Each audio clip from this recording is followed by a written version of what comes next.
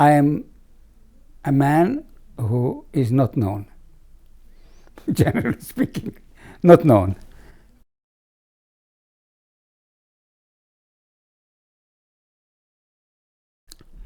Whatever I did in my life, it always was what people didn't expect. It was generally predicted it won't work. It was difficult to start. Yeah.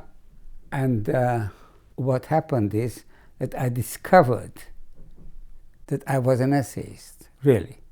I was not a novelist. I was not a scientific writer. Yeah. I was really an essayist. The only problem was that in our age, in our time, there was no such thing as an essayist, because essays were dead for 200 years, 300 years. Yeah? They were dead. There was no real life in them. They were not part of the literature going on, really important. Yeah? And there was no publisher who would seriously publish essays anymore.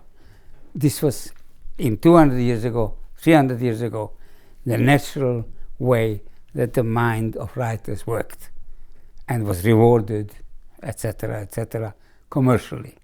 So when I was 80, I know it's very late, but it didn't stop me. Nevertheless, when I was 80, I then founded a company which does nothing else but essays. And that is Notting Hill Editions, the company devoted to revival of the essay. Notting Hill, as a publishing company, if I am looking at it and saying, how did you come into being? Well,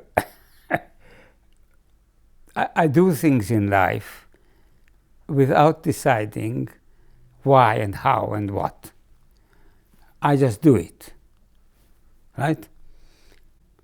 I come across a situation in the world which doesn't suit me. I deal with it one way. I ignore what there is, and I say, we got to change it. You create the frame. You create the material, the format. You create the format. If there is no format, you create it. Most people look at it commercially and say, nobody publishes that sort of things, they give up. I don't do that. The fact that nobody wants to publish things like that doesn't stop me.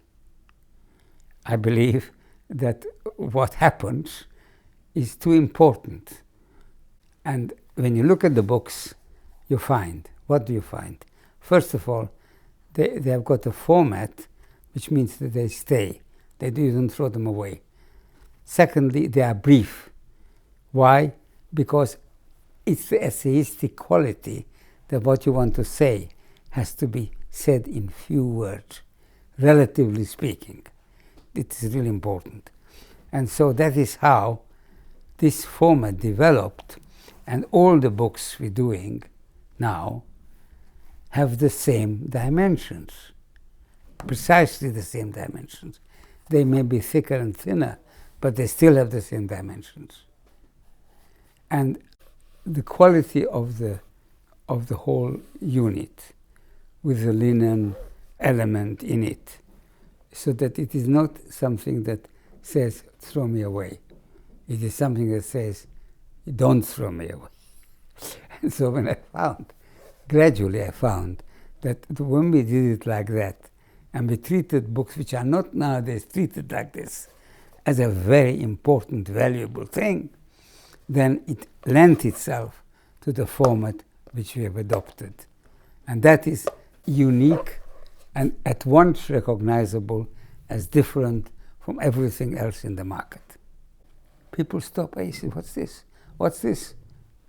And they take it to hand and say, Jesus, that's good.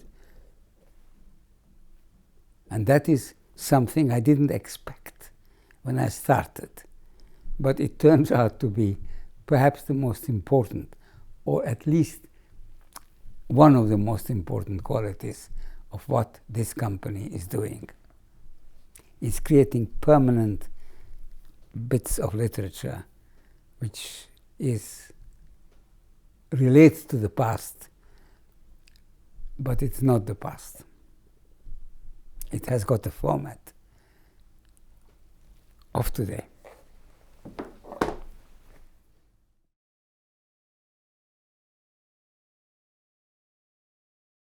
My background with the cube stems from the fact that I am a game inventor, and I have invented many, many games, which some of them were very successful, some of them not so successful. I first came across the cube at one of the toy fairs in Nuremberg, which is every year. When I first saw the cube, immediately made an impression on me. And really, we as a company acquired some of the rights after spending a lot of time with the cube and showing it to every company, which mattered, and not being successful. I ended up with Ideal, which actually had somebody there who understood and were interested enough. But the trouble was that they were going bust. However, the cube saved them, and it became the success. When the success ended, the inventor and the Hungarian government were also offered to share with us the further development of the cube, and they were not interested. That is why at the end of the day, we ended up with all the rights. And we continued working on the cube and bringing it back second time, which is not as big as the first time. Second time, still very, very significant, and has a great influence in our company. The success of the cube, twice in fact, enabled the creation of the essay, or the company which is now publishing the essay, certainly derives from the success of the cube. The quality of continuing doing the opposite of what the world believes are true both for the cube and for the essays. And there is a connection between the two. And the connection between the two is our company. Because we do things like this because we believe and we take no account of what the world thinks.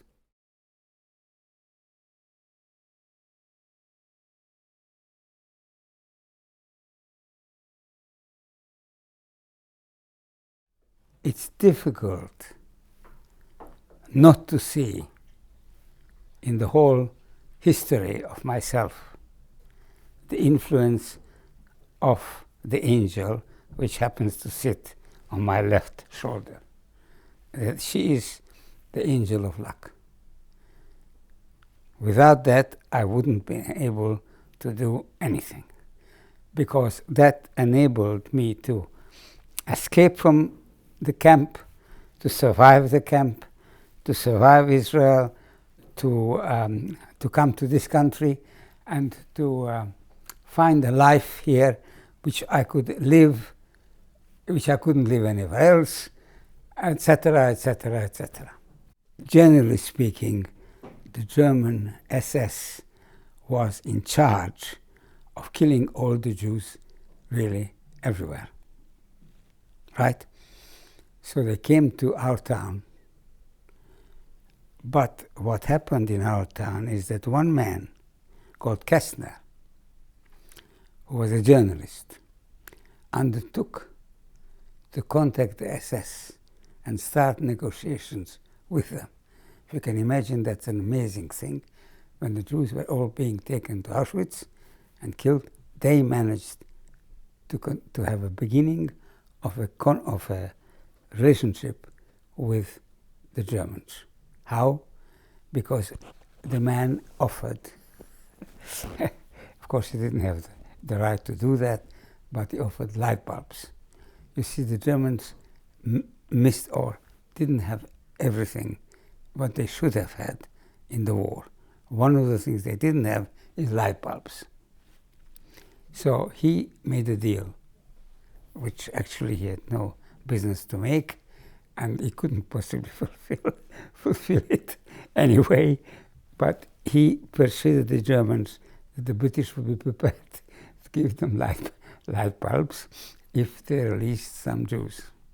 And that's really the kernel of the story.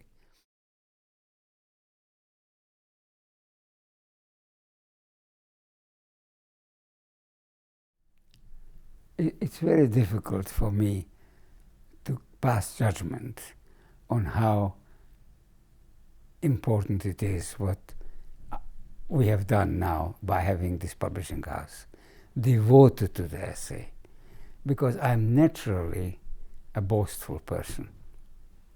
And so if it is successful, I'm very proud, of course, of that, and I would be lying to you if I said it didn't matter.